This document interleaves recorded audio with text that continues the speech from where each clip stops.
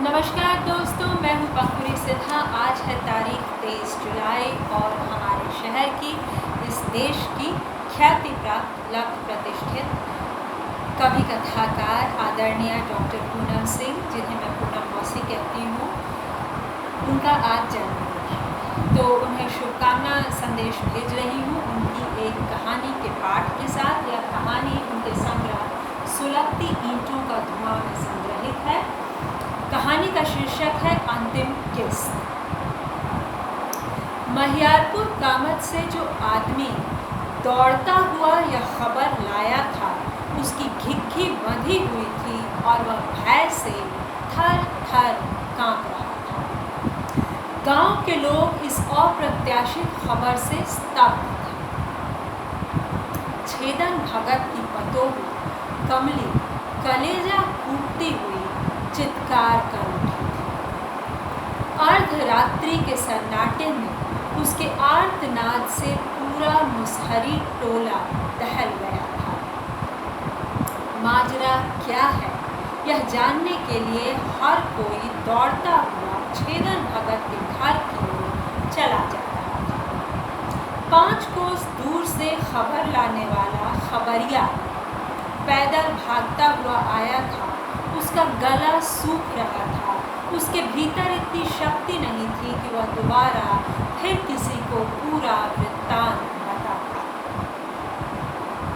बदहवासी की स्थिति में हाँफते हुए उसने जो हाल बयान किया था, उसका संक्षेप सार यही था कि महियारपुर कामत की जिस जमीन को लेकर सूर्यदेव चौधरी और छेदन भगत के बीच वर्षों पहले जो विवाद छिड़ा था, आज उसका चरम घटित हो गया।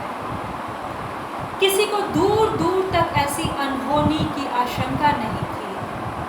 बेचैन भी कहाँ जानता था कि गरीबों के हक की लड़ाई ऐसी दुर्दांत होती है।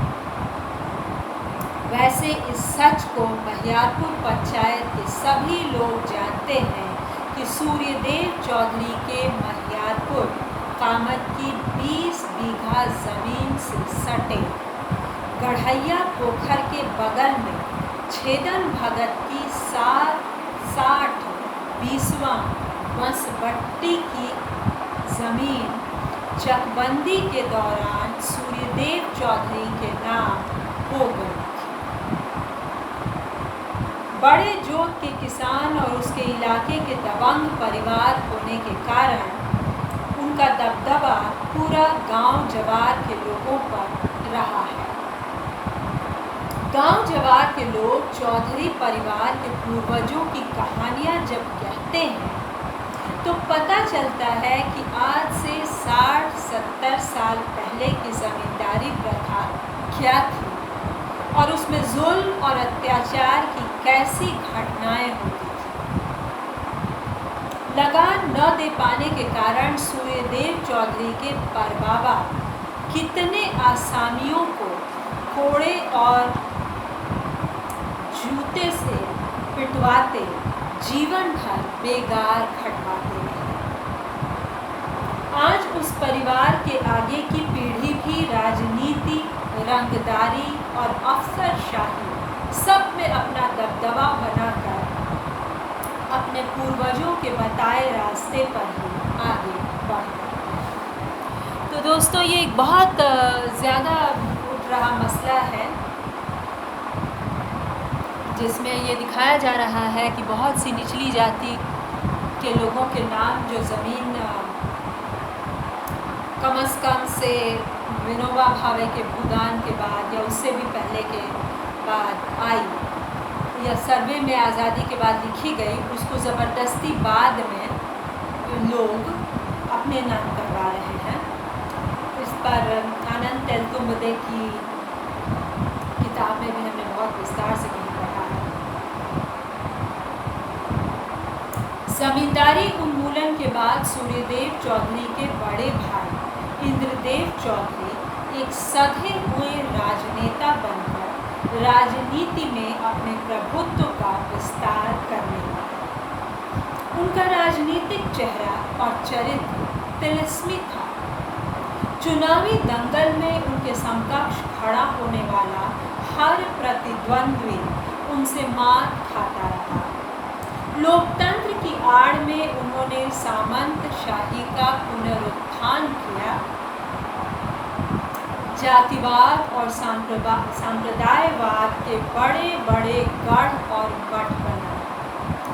धर्म और राजनीति के गठबंधन से सत्ता को हथियाने का गुर उन्हें मालूम था।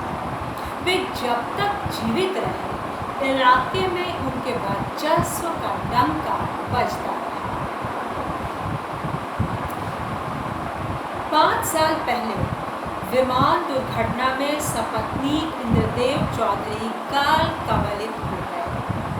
निसंतान होने के कारण छोटे भाई सूर्यदेव चौधरी के दोनों पुत्रों मणिकांत और विजयकांत को उन्होंने अपना वरद हस्त प्रदान किया था। उनके वरद हस्त के कारण ही सूर्यदेव चौधरी के बड़े पुत्र मणिकांत मुंबई में सेल्स टैक्स कमिश्नर हैं और छोटे पुत्र विजयकांत चाचा की सोहबत में राजनेताओं के दरबारी बनकर बड़ी हस्ती के ठेकेदार और रंगदार। रेलवे का बड़ा बड़ा ठीका उन्हें मिलता रहा है, जिसमें वे कई गांव के कई लोगों को अपने पीछे झुलाते रहते हैं। परिवार की इस दबंग पृष्ठभूमि के कारण छेदन भगत सूर्यदेव चौधरी से हमेशा दबता रहा। उनसे अपनी जमीन वापस लेने की हिम्मत जुटाना उसके लिए आसान नहीं था, इसलिए उसने पहले बहुत सहूलियत से ही विनती मनौती करके सूर्यदेव चौधरी से अपनी ज़मीन वापस लेने की कोशिश की। पुरखों की मेहनत से अर्जित उस ज़मीन के प्रति छेदन भगत के मन में एक रागात्मक मोह था। उसने सूर्यदेव चौधरी से पुश्तैनी उस ज़मीन की खातिर बहुत निहोरा किया।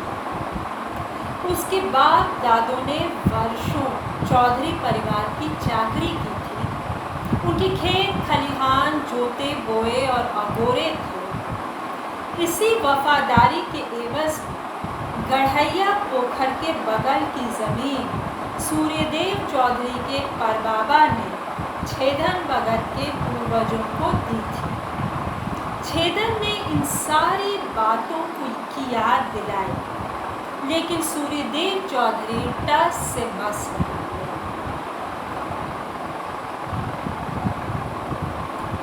मतलब जो ज़मीन पुरखों की दी हुई थी, अब मुकदमा उसको लेकर हो रहा है ना।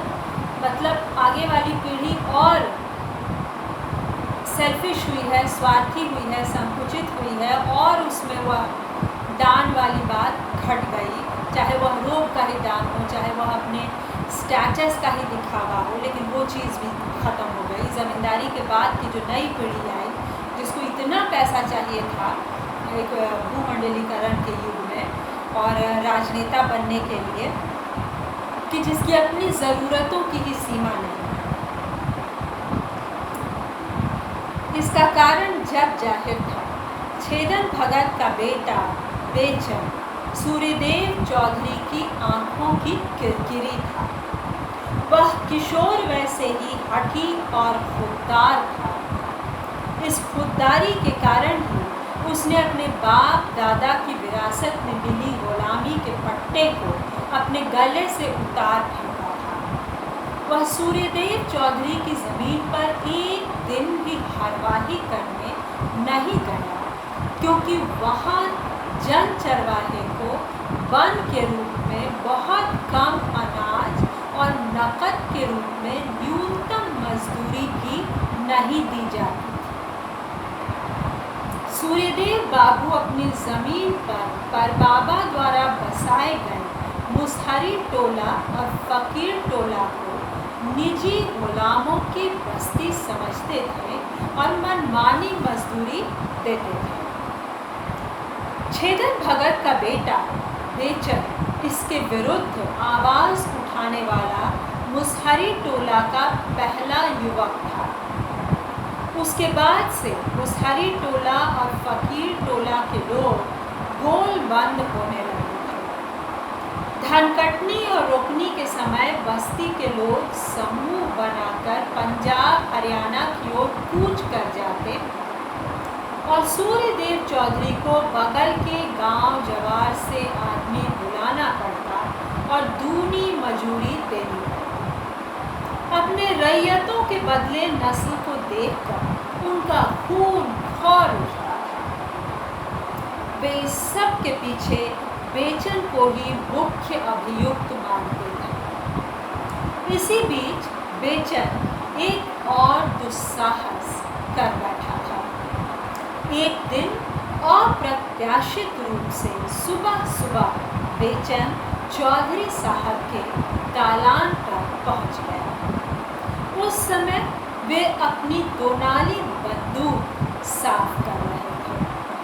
उन्होंने आश्चर्य से बेचन की ओर देखा, आंखों में सुलगते कई प्रश्नों के साथ।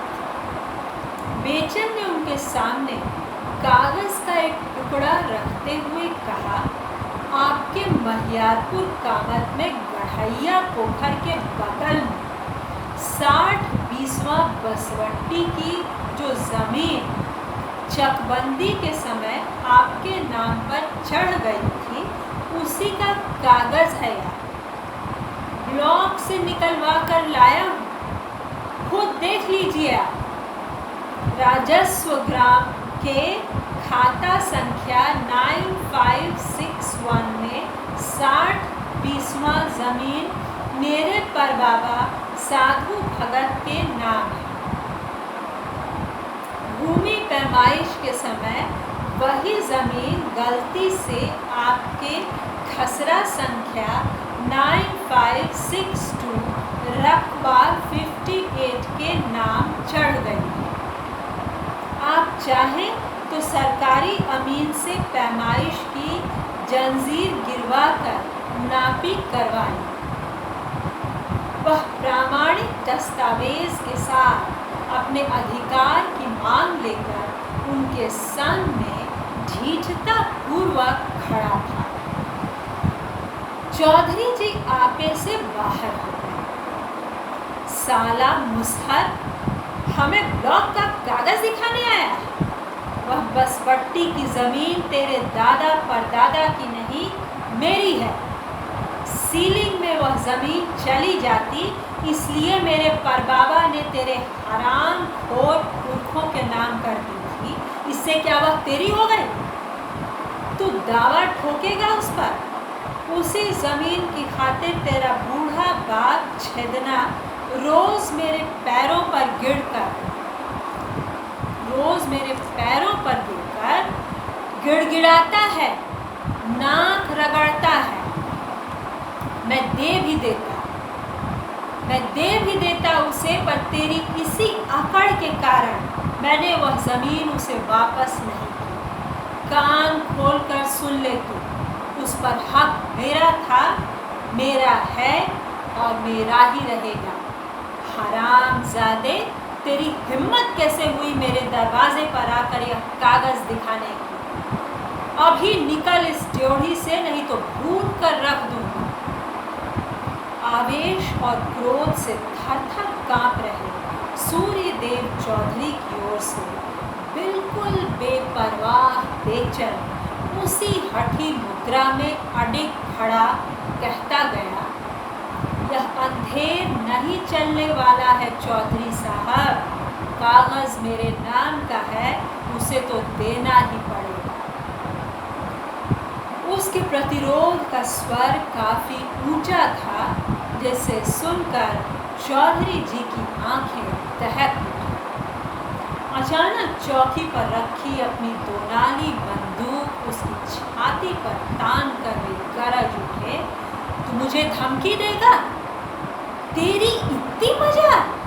साला मादर, तुझे भून कर रख दूंगा मैं। इस गर्जना को सुनकर घर के नौकर चाकर और सारे सदस्य बाहर निकल आए थे। कुछ क्षण में ही वहां लोगों की भीड़ जुट गई थी। भागता हुआ छेदन भी पहुंचा था। आते ही बेटे की छाती पर तनी बंदूक को देखकर वह सूर्यदेव चौधरी के पांवों पर लौट गया। बच्चा है मालिक, दीन दुनिया नहीं समझता, भूल चूक माफ कर दीजिए। नहीं चाहिए हमें कोई जमीन जत्था, मजदूरी करके ही जीवन बसर हो जाएगा हमारा। बापू, मेरी खातिर ऐसे न गिड़गिड़ा तू। बहुत पांव सहला लिए इनके, तब भी तू चरणोदक तक न पाया। अब छोड़ दे इनके पांव, कानून ऊपर है इन सब से। बेचना, चुप हो जा हरामजादे, नहीं तो मुंह तोड़ दूंगा तेरा। छेदन भगत बाय के झोंके में उठकर बेटे की गर्दन पकड़कर उसे बाहर की ओर धकेलता ले गया। सूर्यदेव चौधरी गुस्से से थर थर कांप रहे थे। उनके चचेरे भाई भतीजे उन्हें शांत करने की कोशिश कर रहे थे। संयोग से सूर्यदेव चौधरी के छोटे बेटे विजयकांत मेट्रो रेलवे के ठीके के सिलसिले में दिल्ली गए हुए थे, नहीं तो आज बेचन यहाँ से सही सलामत नहीं लौटता।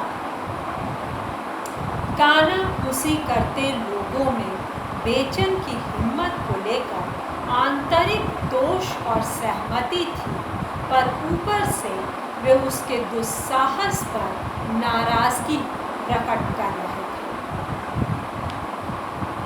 उस घटना के बाद छेदन भगत अपने बेटे को लेकर बहुत डर गया था। उसे हर वक्त यह अंदेशा लगा रहता कि किसी दिन बेचन के साथ कोई अनिष्ट न घटित हो जाए। उसकी तो दुनिया ही उजड़ जाएगी। उसके 2 छोटे छोटे बच्चे टूअर हो जाएंगे। जवान बहू की जिंदगी पहाड़ हो जाएगी।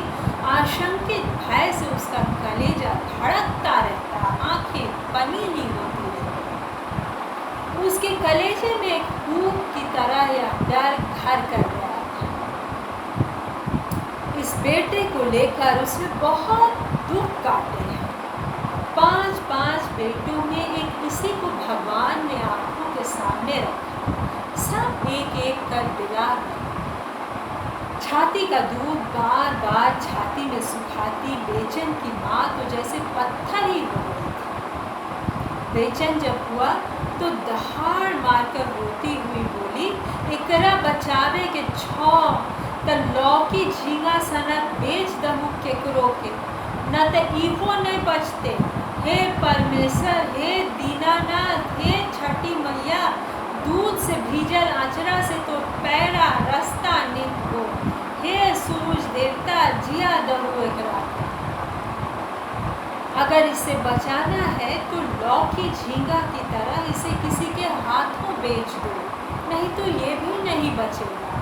हे परमेश्वर, अब कितना दुख दोगे। हे छठी मैया, दूध से भीगे आंचल से तुम्हारा रास्ता निकलो।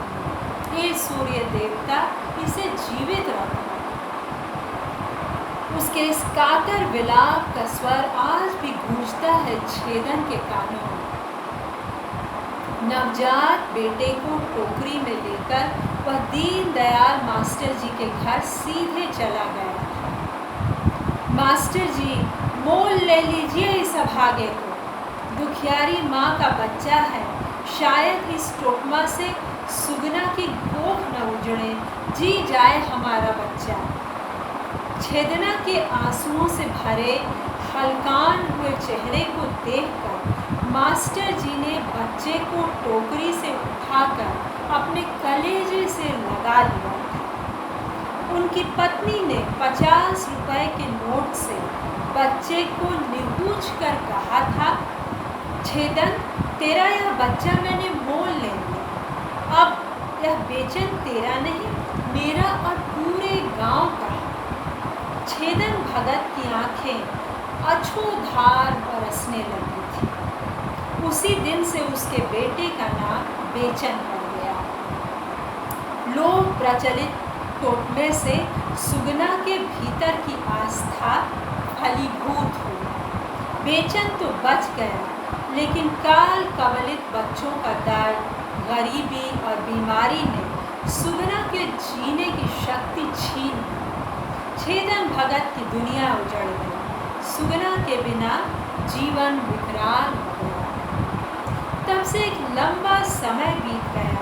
बिन माँ के 2 साल के बच्चे को कलेजे से लगाकर छेदन ने कितना दुख उठाकर उसकी परवरिश की, इसे उसके सिवा कौन समझ सकता। बेचन को वह पल एक पल के लिए भी अपनी आंखों से ओझल नहीं होने देता। खेत की आड़ पर बेटे को बोरा की चट्टी पर सुलाकर वह भूपतियों की जमीन में जन बनिहारी का काम करता है। सुबह सवेरे डेगची में गोलहत्थी मार भात बनाकर अथवा अपने हाथ से पकाई गई रोटी के छोटे छोटे टुकड़े पानी में डुबोकर वह बेटे को खिलाता। दोपहर के लिए भी अंगोछे में बांधकर कलेवा ले जाता। मजूरी में मिले पैसे से कभी बिस्कुट तो कभी फल ले आता। शाम को गाय दूधने के एवज में मास्टर जी के घर से बेचन के लिए 1 पौवा दूध हर रोज मिलता था, जिसे औंट कर वह सिरहाने कटोरी में ढक कर रख देता और आधी रात में जब भूख से बिलबिलाता बेचन जागता तो सिरहाने रखी कटोरी उसके मुंह से लगाकर वह जतन से बेटे को दूध पिलाता, फिर बाहों पर थपकियां देता हुआ उसे सुलाता। बेटे को कलेजे में साट कर उसे सुकून मिलता था, पर भीतर से हमेशा एक रुलाई फूटती थी, क्यों साथ छोड़कर चली गई सुगना। यह तो सीधे सीधे दगा देना है। तुम्हारे बगैर कितनी कठिन है यह जिंदगी। कब बड़ा होगा तुम्हारा बेचन। उसे बड़ा होने तक कितनी बार मर मर कर जीऊंगा मैं। छेदन सचमुच बेचन के लिए मर मर कर जीता रहा। जीवन के दुर्धर्ष संघर्षों को अकेले झेलते हुए उसने मौसम के हर प्रहार से बचाया था अपने कलेजे के टुकड़े को। आज उसी बेटे की छाती पर दोनाली तनी देख उसके पांव के नीचे की जमीन खिसक गई थी। बेटे की जान से बढ़कर उसके लिए नहीं है पुरखों की जमीन जो था। भाड़ में जाए गढ़ैया पोखर की वह जमीन। उसे नहीं चाहिए वैसी जमीन, वैसा हक जो बेटे की जान का गाहक बन जाए। उसने उसी दिन अपने माथे पर बेचन का हाथ रखवाकर किरिया खिलवाया कि वह दोबारा फिर कभी सूर्यदेव चौधरी से इस जमीन के लिए रगड़ा नहीं करेगा, नहीं तो बाप का मरा मुंह दिखेगा। मैं जहर माहौल खाकर या रेल की पटरी पर सोकर अपनी जान दे दूंगा बेचन, फिर मेरी लाश उसी जमीन पर फूंक देना, तेरे कलेजे को ठंडक पड़ जाएगी। उसकी धमकी में रुलाई का स्वर फूट पड़ा था। वह दोनों हाथों से अपना सिर पकड़कर मड़ैया के उसारे पर निढाल सा बैठ गया था। बेचन के भीतर एक ज्वार सा उठा।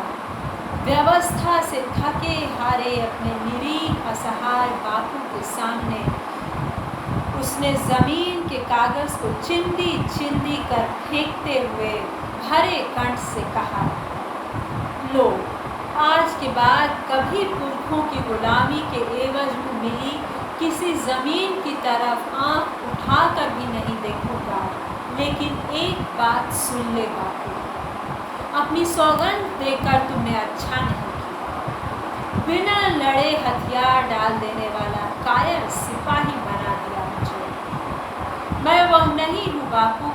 मैंने बचपन से तुम्हें इन बाबुओं के तलवे सहलाते देखा।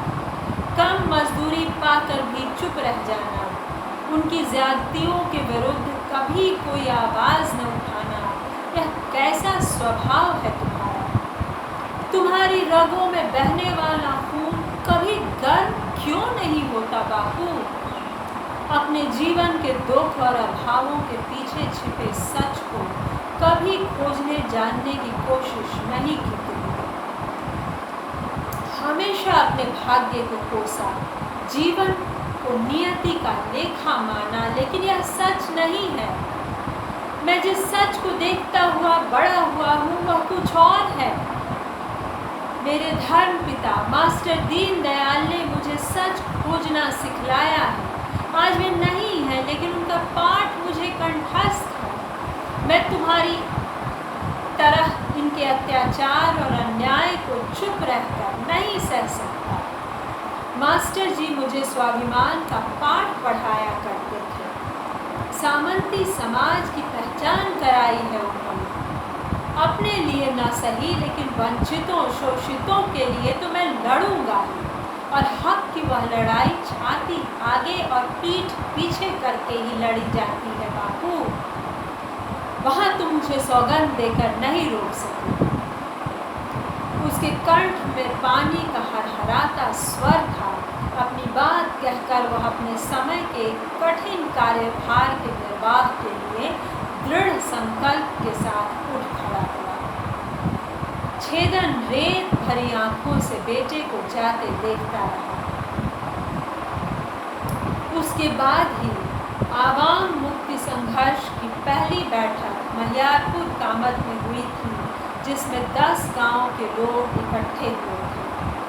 कम जोत के किसान, बटाईदार पर खेत जोतने वाले मजदूर, कामगर महिलाएं, पुरुष, बुजुर्ग, सबका एकजुट गोलबंद होना महियारपुर कस्बे के लिए उद्वेलन भरी एक बड़ी खबर थी।